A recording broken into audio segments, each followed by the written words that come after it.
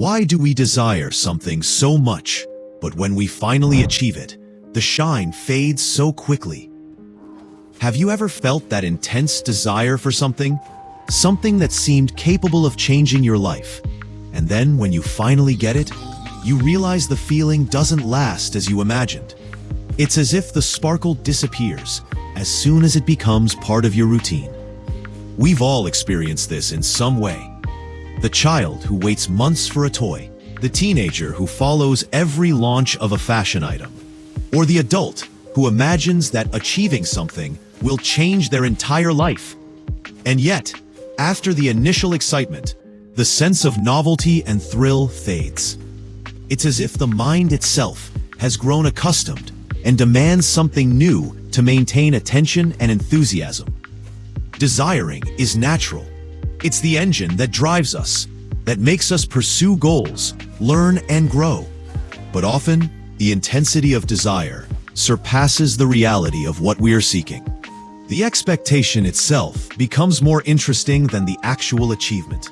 This yearning is present in everything, in the things we want to buy, in relationships we imagine as perfect, in experiences that promise to transform us. Most of the time, the pleasure lies in anticipation, not in what we will actually have. The more we desire, the more we feel something is missing.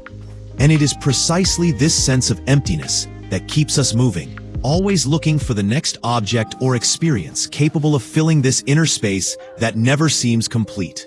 Many times, the urge to have is tied to a sense of incompleteness we carry from early on. We seek to fill spaces that are not physical, but emotional. Society teaches us that happiness comes from what we possess, but in reality, this type of satisfaction is temporary. Recognizing that the emptiness won't be filled by external things is the first step to transforming our relationship with desire. Parenthesis. Modern society intensifies this cycle even further. We are constantly reminded that there is something new to desire. Social media, advertisements, daily novelties, all feed the feeling that we are behind, that we need to acquire or possess more to be complete. Comparing ourselves to others is almost inevitable. And in this invisible race, we forget to notice what we already have, to value the present, and to recognize small achievements that truly matter. But what happens when we finally get what we've been longing for? The object arrives, the achievement is realized, the desire is fulfilled. And often, we feel a silent emptiness. What once seemed essential becomes routine, and the initial excitement dissolves. The feeling of sparkle, of novelty, disappears. This is the boredom of possession. That highly awaited phone no longer impresses. The special piece of clothing becomes just another item in the closet, and the experience that seemed transformative turns out to be fleeting. The boredom of possession, on the other hand, forces us to look inward. It invites us to question priorities and reflect on what really matters.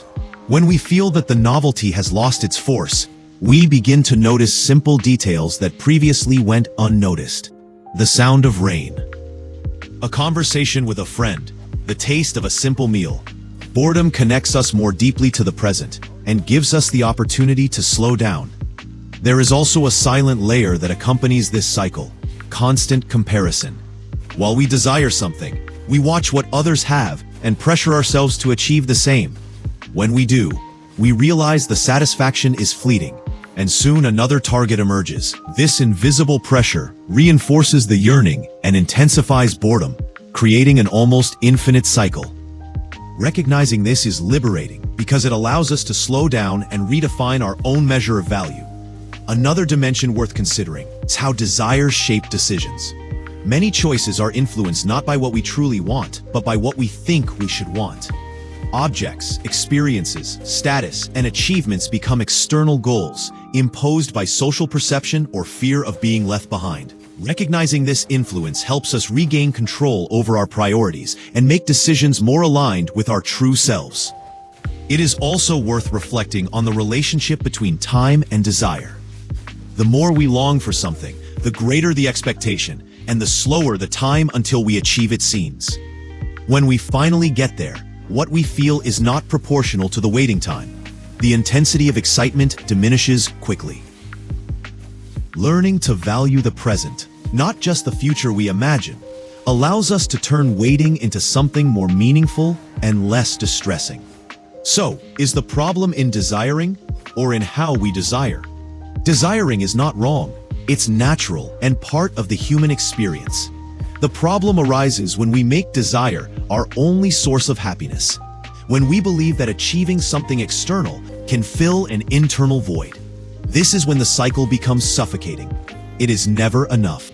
It never lasts. It never fulfills. But at the same time, the boredom of possession doesn't have to be seen as failure or loss of meaning. It can be the perfect opportunity to create space within ourselves, to slow down, and to realize that true happiness does not depend solely on what we have, but on the attention and care we give to the present. Boredom reminds us that balance is necessary. It invites us to contemplate, to appreciate, to reflect on priorities. It is at this moment that we begin to notice the difference between desiring consciously and being consumed by desire, between achieving something and being fooled by its fleeting shine, between chasing newness and finding satisfaction in what we already possess. Often, we are so focused on what we want that we forget to notice what we already have. The mind jumps from one expectation to another, always alert, always searching for something more interesting. But when we pause and accept the present moment, we realize that boredom is not emptiness.